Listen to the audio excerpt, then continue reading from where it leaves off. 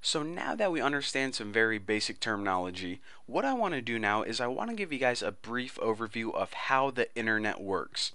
Now, the internet at the heart is just a bunch of websites that a bunch of people can go to, right? I mean, of course, it's a little bit more complicated than that, but this is basically the very basics of how the internet works and how everything is connected. So, say that you wanted to make a website, a nice web developer. Oh, we'll put him right here. We have a goofy face because web developers usually have crazy hair and, stupid face like that.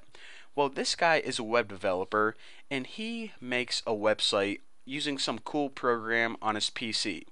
Well, of course, there are a bunch of other PCs around the world. Your friend, your grandma who lives in, Mexico, some dude over in Europe, and some chick over in, Australia. And you want all of these people to view the website that's on your PC right here. But even though everything is really connected by wires going to the internet, here's the internet right here, somewhere in here. They can't get to your PC right here. Why is that? Well, it would be insecure.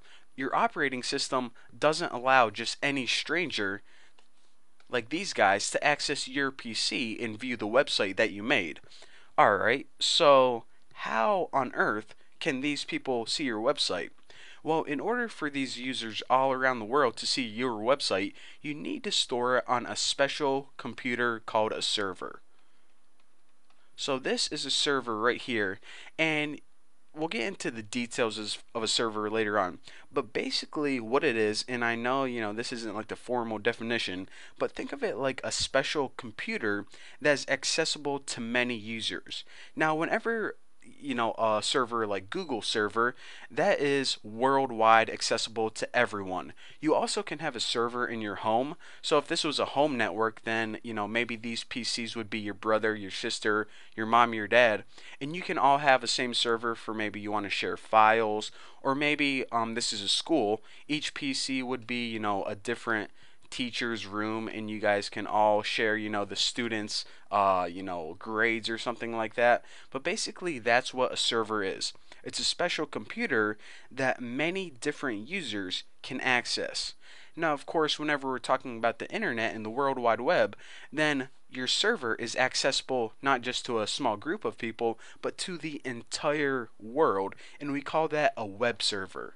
So I'll write that. A web server is a special server that anyone in the world can access. So whenever you build a website, you actually don't store the web files on your PC. You actually have to store them on a web server. And if you're like, all right, do I go to Best Buy and get a web server? Where the heck? Well, usually you need to get it through a company online, or type in like web server or web hosting, and there are a bunch of different, like GoDaddy is probably the most popular one. Unfortunately, don't really like that company. But another thing I want to mention is that web servers, they usually have lots of memory. And why is this? Well, like say GoDaddy's web server, for example.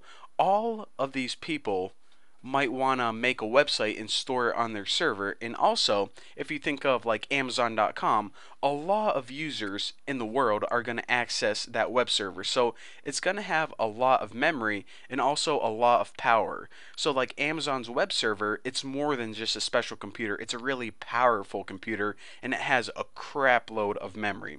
So basically, that's what a web server is, and that's how the internet works. Very basic. And if you don't understand the details of a web server, then trust me, in the next two videos, it's going to become crystal clear.